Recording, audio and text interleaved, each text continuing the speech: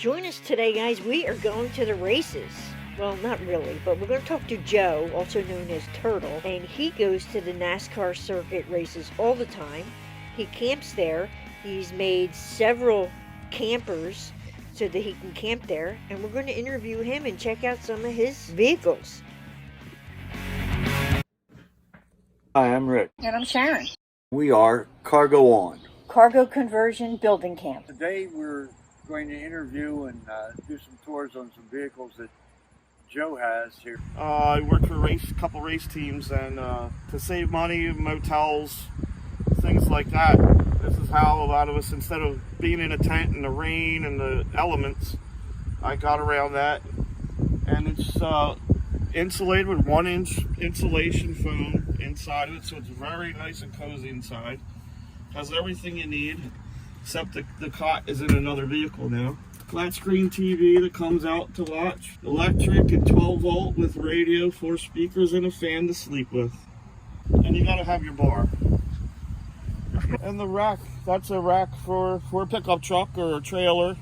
I just turned it around the other way. They're probably $40 and they work great. Boat porthole for a window. They're supposed to be waterproof, so this is the newest. I just got this finished. I'm calling it the Tiki Box.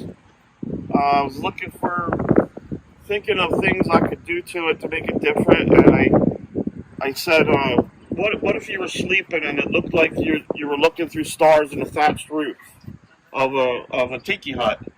So behind all this bamboo is a bunch of, it looks like stars. They blink, tiny blinking lights, and it just rolled from there with the theme. This is also insulated with 1-inch pink foam, with silver bubble encapsulated foam. So this one's probably going to be really nice and toasty too. I noticed the boxes or panels up on the front that are electrical. Tell us a little bit about those. Well, the one on the right is just your basic switches, 12 volt switches to different accessories, and USB plug and 12 volt cigarette lighter plug. The one on the left is a really cool little radio that has the capability of sing-along through a microphone with echo, and you can play your music through a USB or a little card or plug, different kind of plugs in there. The TV, and then you always have internet, Roku or the Fire Stick, you hook to your phone, mobile hotspot, where you could watch all kinds of sporting events. And then again, you have to have your bar. This is a skim board. Is that a NASCAR rule or? Well, no, that's a camping rule. You have to have a bar to drink at. This is a skim board you might see down in the shore. Right. And then it folds up for storage, and a water skate just for a shelf. So you got a $10 water skate at a yard sale. And these little tiki guys got down in Florida, the tchotchke store. This I never would have thought of, a skim board. That is amazing. Yeah, I saw one on Nice. it was the wood that got me. That's a pull-out sofa cushion from this end up. Last week I just got that for $20. You couldn't buy that for $600. Where'd you get it for $20? Yard sale? Facebook. Oh, Facebook. There's little speakers behind there. There's 6x9 Pioneer speakers up there. Little 5x7 speakers behind here. And I just made the frames out of little sticks that we cut up to burn. Little square pieces of wood. And the fabric was probably $5. And each one of them has hold down. This has 6 hold downs. I think the other one has 6. I'm not sure if I put a motorcycle or scooter. You were mentioning you could put a bike in. Oh, you can put a bike in. Yeah, I've had a little scooter, and I have a big 250 scooter there. I have to get it under here. I think I can fit it in there. This is the Turtle van. Okay, so they call you Turtle. That's right. Okay. That's the Turtle Box, the Turtle van. So 2011 Transit van. Outfitting it, I had almost all the stuff from learning from previously, all the other boxes. But here's some of the features of this. You know, this awning comes out 8 feet, and you gotta have a TV, of course. There's the bar for this one. Dorm fridge with a huge freezer. That's a Vet Plus. Down here is a 12 volt microwave, 600 watt microwave. Works 3 ways: electric, 12 volt, or jumper cables. And here's all your solar, inverters, you know, different plugs and electronics. That's a lot of storage up there. Putting this little shelf in helped out a lot. And the bubble insulation, that helps out a lot. And all you need is a electric blanket if it's really cold. Thick sleeping bag. Down here is a deep cycle battery, which the 100 watt solar panel charges through the electrical system. And this will run my refrigerator all day long until battery will take over, or generator, which I have on the other side. This is a nice place I found to put all the bungees. I want to go on the other side. It's a propane generator, which takes little cans of propane, like your grill at home when you're grilling hamburgers, right here. Little fat can, or you put a hose on it for a big grill, 20 pounder, that'll last 60 hours. That'll run 60 hours on $15 of propane. What can you run with that? That'll run the refrigerator, and I have an ice maker to make ice that'll run both of those. And this here is a propane oven, mostly for heating up pizza. Cargo carrier, that holds a lot of stuff: rugs, chairs, my shower tent, shower pumps, and 10 gallons of water up there painted black. It's almost hot. Between 10 and 4 is a good time to take a shower. So when you're at the races, you maybe for 10 days or more, you can't leave the track. It's not feasible to go to a laundromat. You have to have a washing machine to wash your clothes. And because obviously in here you can only bring so many clothes with you. So that's another good buy, $50. What's that run on? That's electric with a little spinner. Has to dry your clothes to spin the water out of it, and then you hang them up. You have everything covered. Yeah, I don't have the ice machine, would go here.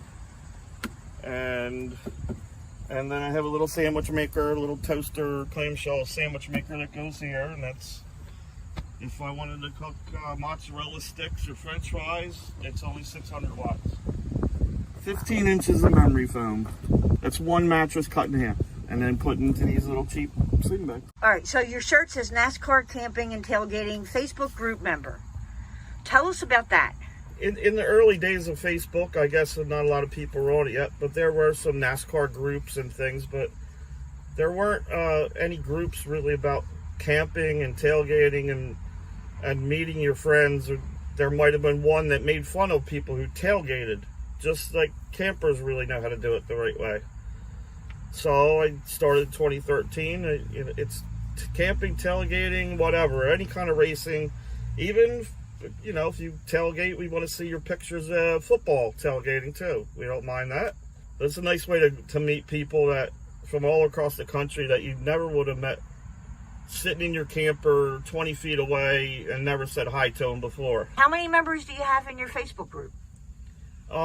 Just shy of 7,000. So your main thing that you started was you started taking your trailers to race car events. Yeah, it was a way to save money, to volunteer for the race team that really didn't have any money at all. It had basically all volunteer crews, and we would pay our own way. And if we weren't flying out of Atlantic City to Orlando, then renting a car, then having to pack all of our tents and our luggage or stay in a hotel room, you could see how that would add up to a lot of money for people who are just volunteering and using their own funds.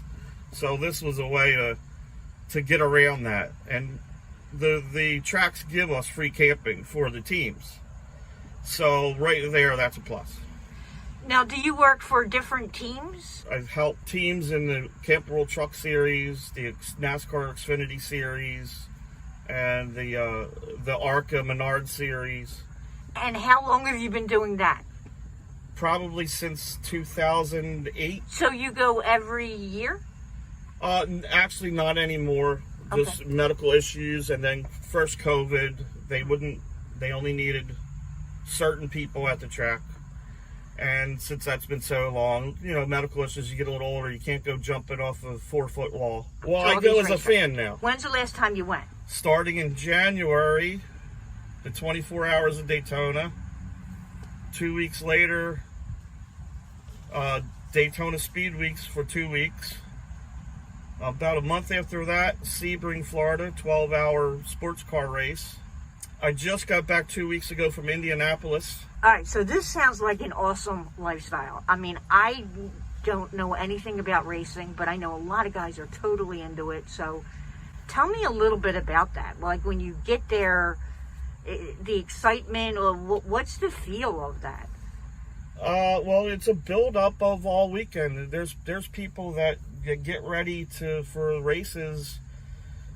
You know, spend more time sometimes planning their wedding than planning going to the races, with full bars, donation bars, giving away free drinks for donations, having games and free giveaways.